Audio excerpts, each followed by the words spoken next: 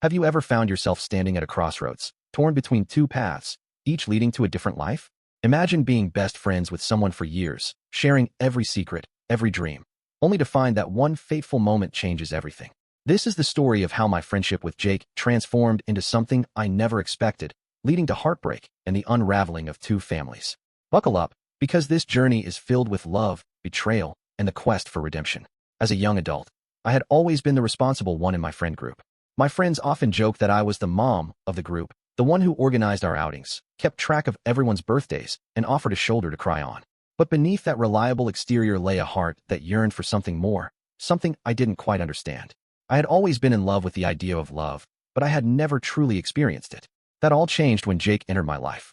Jake was the free spirit, the one who could light up a room with his infectious laughter and carefree attitude. We met in college, where we were both studying psychology, and our friendship blossomed almost instantly. I still remember the first time we met, sitting next to each other in our introduction to psychology class. He had a way of making even the most mundane topics seem fascinating, and I found myself hanging on his every word. As the semester progressed, we began to study together, sharing late-night coffee runs and deep conversations about our dreams and fears. He was my confidant, the person I turned to when life got overwhelming. But as our friendship deepened, I couldn't shake the feeling that there was something more between us, something that lingered beneath the surface. The summer after our junior year, everything changed. We decided to take a road trip together, just the two of us, to explore the coastline of California. It was supposed to be a carefree adventure, filled with laughter and sun-soaked memories. But as we drove along the Pacific Coast Highway, the tension between us became palpable. The way he looked at me, the way his hand brushed against mine as we shared snacks, it was electric. I could feel my heart racing, and I knew I wasn't the only one feeling it. One night, as we camped under the stars, everything came to a head. We had spent the evening laughing and reminiscing about our childhoods, but as the fire crackled, a silence fell between us. I looked into Jake's eyes, and for the first time, I saw the vulnerability there, the longing that mirrored my own. In that moment, the world around us faded away, and we leaned in, our lips meeting in a tentative kiss that ignited a fire within me. It was everything I had ever wanted, yet it felt like stepping off a cliff into the unknown. From that point on, our friendship transformed into a whirlwind romance. We spent the rest of the summer wrapped up in each other, exploring not only the beauty of California, but also the depths of our emotions. I had never felt so alive, so cherished. But beneath the surface of our blissful love lay a dark secret. Jake was engaged to someone else. His fiancée, Emily, was a sweet and kind-hearted woman who had been with him for years. They had built a life together, complete with plans for marriage and a future. I had always liked Emily. She was warm and welcoming, and I never imagined that I would find myself in this position. But as Jake and I fell deeper into our affair, the guilt began to gnaw at me. I was betraying not only Emily, but also the very foundation of our friendship. As the summer came to an end, reality hit hard. I returned to my life, to my job and responsibilities, but I couldn't escape the weight of what we had done. Jake and I tried to navigate the complexities of our relationship, but every time we met, the guilt would resurface. I found myself torn between my love for him and the knowledge that we were destroying two lives. How could we have let it get this far? One night, after a particularly emotional encounter, I made the decision to end things. I couldn't bear the thought of hurting Emily any longer, nor could I continue living in a lie. I told Jake that we needed to stop seeing each other, that it was for the best. The look on his face shattered my heart. He looked lost, confused, and desperate. But deep down, I knew it was the right thing to do. The weeks that followed were agonizing. I tried to move on, to focus on my work and my friends, but the memories of our time together haunted me. I missed Jake's laughter, the way he made me feel alive, but I also felt a sense of relief. I had made the choice to prioritize what was right over what felt good. But as the days turned into weeks, I began to question whether I had made the right decision. One evening, I received a call from Jake. His voice was shaky, and I could hear the pain in his words. He had called off his engagement with Emily. The weight of his decision crashed down on me like a tidal wave. I felt a mix of emotions, relief, guilt, and an overwhelming sense of dread. What had we done? Jake explained that he had realized he couldn't go through with the wedding knowing that his heart belonged to someone else. He had hurt Emily, and he was filled with regret. I could hear the anguish in his voice, and it broke my heart to know that our love had caused so much pain. I wanted to comfort him, to tell him that everything would be okay, but I couldn't shake the feeling that we were both responsible for the mess we had created. As we talked late into the night, I found myself grappling with conflicting emotions. I loved him, but I also felt a profound sense of loss for the life he had chosen to leave behind. I knew that our love was real, but at what cost? We had torn apart two families, his with Emily and my own, as I had distanced myself from my friends and family in the midst of our affair. In the following weeks, I watched as Jake tried to pick up the pieces of his life. He moved back in with his parents, and I could see the toll that our choices had taken on him. We continued to see each other, but the joy we once shared felt overshadowed by the weight of our guilt. I wanted to be there for him, but I also knew that we needed to face the consequences of our actions. One evening, as we sat on the beach watching the sunset, I turned to Jake and asked the question that had been haunting me. Can we really build a future together after everything we've done? The silence that followed was deafening. I could see the uncertainty in his eyes, and it mirrored my own fears. We had crossed a line that could never be uncrossed, and I couldn't shake the feeling that our love was built on a foundation of broken promises. As the months passed, we tried to navigate our new relationship, but the shadows of our past loomed large. I found myself questioning whether we could ever truly be happy together. The guilt weighed heavily on my heart, and I often wondered if I was simply trying to escape the pain of losing him. Then came the unexpected twist that would change everything. One day, I received a message from Emily. She wanted to meet. My heart raced as I read her words, a mix of dread and curiosity flooding my mind. What could she possibly want to say to me? I had avoided her for so long, terrified of facing the consequences of my actions. When we met, I could see the pain etched on her face. She was still reeling from the breakup, and I felt a wave of guilt wash over me. We sat in a quiet cafe, and as she spoke, I realized that she had been deeply hurt, not just by Jake's decision, but by the betrayal of our friendship. I listened as she shared her feelings, her heartbreak, and the confusion that had consumed her. In that moment, I understood the gravity of our actions. It wasn't just about Jake and me. It was about the lives we had affected, the love we had shattered. Emily's words struck a chord deep within me, and I felt a profound sense of regret. I had never intended to hurt her, but I had allowed my desires to cloud my judgment. As we talked, I found myself opening up about my own struggles, my own feelings of guilt and shame. Emily listened, and for the first time, I felt a sense of connection with her. We were both victims of circumstances beyond our control, and in that shared pain, I realized that forgiveness was possible, not just for Jake and me, but for ourselves as well. After that meeting, I began to take steps toward healing. I reached out to Jake, and we had a long, honest conversation about our future. I told him that I loved him, but I also needed time to figure out what that love meant. We agreed to take a break, to allow ourselves to process everything that had happened. It was a difficult decision, but I knew it was necessary for both of us. In the weeks that followed, I focused on rebuilding my life. I reconnected with friends and family, seeking support and guidance as I navigated the complexities of my emotions. I also began to explore my own passions, rediscovering the things that brought me joy outside of my relationship with Jake. I took up painting again, something I had loved as a child but had neglected over the years. It became my therapy, a way to express the whirlwind of emotions I felt inside. I found solace in the colors and the strokes of the brush, allowing my feelings to flow onto the canvas. As I embraced this journey of self-discovery, I found solace in the idea that healing doesn't happen overnight. It's a process, filled with ups and downs, moments of clarity and confusion. I learned to forgive myself for the mistakes I had made, recognizing that love can be messy and complicated. When Jake and I finally reconnected, it was different. We had both grown, and our love felt more grounded in reality. We spoke openly about our past, our regrets, and our hopes for the future. I realized that love isn't just about passion. It's about understanding, compassion, and the willingness to face the consequences of our choices.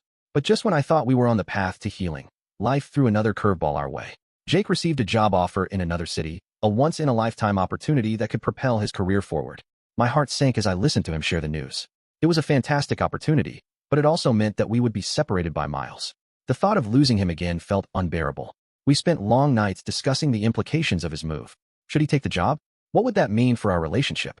I could see the excitement in his eyes as he spoke about the possibilities, but I also saw the fear. We were at a crossroads once again, faced with choices that would shape our futures. After much deliberation, Jake decided to accept the job offer. I supported his decision, knowing how much it meant to him, but my heart ached at the thought of being apart. We promised to make it work, to visit each other as often as possible, but deep down, I couldn't shake the feeling of impending doom. Would the distance pull us apart, or would it strengthen our bond? The first few months apart were excruciating. I missed him every day, the little things like his laughter, the way he would tease me, and the comfort of his presence. We relied on video calls and texts to stay connected, but it wasn't the same. I could see the toll that the separation was taking on both of us. We were trying to navigate a long-distance relationship, but the emotional strain was palpable. As the months turned into a year, I began to feel a growing sense of loneliness. I threw myself into my work and art, trying to fill the void that Jake's absence had created. I made new friends, explored new hobbies, and even took a weekend trip with some colleagues. But no matter how much I tried to distract myself, there was always an emptiness that lingered. One evening, as I sat in my studio painting, I received a message from Jake. He wanted to talk. My heart raced as I read his words, a mix of excitement and dread flooding my mind. What could he possibly want to say? I prepared myself for the conversation, my mind racing with possibilities. When we finally connected, I could hear the hesitation in his voice. He spoke about how challenging the distance had been for him, how he missed me more than he could put into words. I felt the same way, but I also sensed a shift in our dynamic. He mentioned that he had been spending time with new friends in his city, and I couldn't help but feel a pang of jealousy. I tried to push those feelings aside, reminding myself that I had made the choice to support his career. But as the conversation continued, I could hear the uncertainty in his voice. He confessed that he had been struggling with the idea of our future together. "I love you," he said, "but I don't know if I can keep this up. The distance is killing me." My heart sank as I processed his words. I had feared this moment, the point where our love would be tested beyond its limits. We talked late into the night, both of us in tears as we faced the reality of our situation. I wanted to fight for us, to prove that our love was worth it, but I also recognized that we couldn't force something that was becoming increasingly difficult. We agreed to take a break, to give ourselves time to think about what we truly wanted. In the weeks that followed, I felt a mix of relief and heartbreak. I poured myself into my art, using it as an outlet for my emotions. I painted pieces that reflected my pain, my longing, and my hopes for the future. I took long walks along the beach, allowing the waves to wash away my worries, if only for a moment. Then came the unexpected twist that would change everything again. One day, while scrolling through social media, I stumbled upon a photo of Jake with a group of friends at a local event. He looked happy, carefree, and surrounded by people who seemed to adore him. But what caught my eye was a woman standing next to him, her arm draped casually over his shoulder. My heart dropped as I felt a wave of jealousy and insecurity wash over me. I tried to brush it off, telling myself that he was allowed to make new friends. But as the days went by, I found myself spiraling into a dark place. I couldn't shake the feeling that he was moving on without me, that our love was fading into a distant memory. I reached out to him, but our conversations felt forced, filled with polite exchanges rather than the deep connection we once shared. One night, unable to sleep, I decided to confront my feelings head-on. I picked up my phone and sent Jake a message. I saw the photo. "Who is she?" I hit send, my heart racing as I waited for his response. The minutes felt like hours, and when my phone finally buzzed, I felt a mix of dread and hope. Jake's reply was immediate. "She's just a friend. I promise, nothing is happening between us." But his words felt hollow, and I could sense the distance growing between us. I wanted to believe him, but the insecurities that had been building within me began to surface. As the weeks passed, I found myself consumed by jealousy and doubt. I started to question everything: our love, our future, and even myself. I felt like I was losing him, and the thought was unbearable. I reached out to Emily, hoping to find solace in her understanding. We met for coffee, and as we talked, I shared my fears and insecurities. Emily listened intently, and for the first time, I felt a sense of camaraderie with her. She had been through her own heartbreak, and she understood the complexities of love and loss. As we spoke, I realized that I wasn't alone in my struggles. We both had faced the consequences of our choices, and we were both learning to navigate the aftermath. Our conversation opened my eyes to the importance of communication in relationships. I realized that I needed to be honest with Jake about my feelings, to express my fears rather than letting them fester. I decided to reach out once more, to have a heart-to-heart conversation that would lay everything on the table. When we finally spoke, I poured my heart out to him. I told him about my insecurities, my fears of losing him, and the jealousy that had been consuming me. To my surprise, Jake responded with vulnerability of his own. He admitted that he had been struggling too, feeling the weight of the distance and the uncertainty of our future. We talked late into the night, and as we shared our fears and hopes, I felt a sense of relief wash over me. We were both willing to fight for our love, to face the challenges together rather than apart. We agreed to make a plan for the future, to set goals for our relationship that would help us navigate the distance. As the months went by, we found a new rhythm. We scheduled regular visits, and I made an effort to be more present in his life, even from afar. I sent him care packages filled with little reminders of our time together, photos, notes, and even some of my artwork. I wanted him to feel my love, no matter the miles between us. But just when I thought we were on the right track, life threw another curveball our way. Jake's job began to demand more of his time, and I could see the stress etched on his face during our calls. He was working long hours, and the pressure was taking a toll on him. I felt helpless as I watched him struggle, wishing I could be there to support him in person. One evening, after a particularly grueling week, Jake called me in tears. "I don't know if I can do this anymore," he said, his voice choked with emotion. My heart broke as I listened to him pour out his frustrations and fears. He felt overwhelmed, and the distance was becoming unbearable for both of us. In that moment, I knew we had to make a choice. We could either continue to fight against the odds or take a step back and reevaluate what we truly wanted. I suggested that we take a break once more to allow ourselves the space to think about our relationship and what it meant for our futures. The decision was heart-wrenching, but I knew it was necessary. We agreed to take a month apart, to focus on ourselves and our individual journeys. I felt a mix of sadness and relief as we hung up the phone, knowing that we were both struggling, but also recognizing the importance of self-discovery. During that month, I threw myself into my art and my work. I painted more than ever, using it as a way to channel my emotions. I explored new techniques, allowing my creativity to flow freely. I also took time to reflect on my own aspirations and dreams, reminding myself that I was more than just a partner. I was an individual with my own goals and desires. As the month came to a close, I felt a sense of clarity wash over me. I realized that I had been so focused on our relationship that I had neglected my own identity. I needed to embrace my individuality and pursue my passions, regardless of my relationship status. I recognized that true love should not stifle personal growth, but rather support it.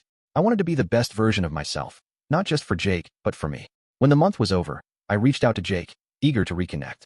We decided to meet in a neutral location, a small park where we could talk openly without the pressure of our usual surroundings. As I approached him, I felt a mix of excitement and nervousness. Would we be able to bridge the gap that had formed between us during our time apart? As we sat on a bench, I could see the changes in him. He looked more relaxed, and I could sense that he had taken the time to reflect on his own life as well. We started by sharing our experiences during the break, and I could tell that he had also found clarity in his own journey. I've been thinking a lot about what we want, he said, his voice steady. I realized that I've been so focused on my job that I forgot to prioritize what truly matters, us. I nodded, feeling my heart swell with hope. I've come to understand that I need to focus on my own growth too. I want to be with you, but I also want to be my own person. I don't want our relationship to define me.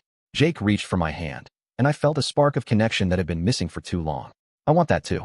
I want to support each other's dreams, not just our relationship. We spent hours talking about our individual goals, our dreams, and how we could support each other moving forward. We set new boundaries and commitments, ensuring that we would prioritize our personal growth while still nurturing our love. It was a refreshing change, and I felt a renewed sense of hope for our future. As the weeks turned into months, we continued to implement our new approach. We scheduled regular check-ins, not just to discuss our relationship, but also to share our individual progress. I found myself thriving in my art, creating pieces that reflected my journey of self-discovery. Jake, too, began to find balance in his work, learning to set boundaries and prioritize his well-being. The distance still posed challenges, but we approached them with renewed determination. We learned to communicate more openly, expressing our needs and desires without fear of judgment.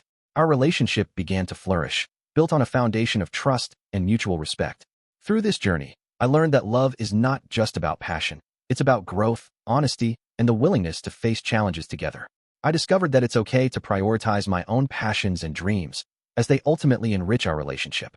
As we moved forward, I felt hopeful about our future, ready to embrace whatever life had in store for us.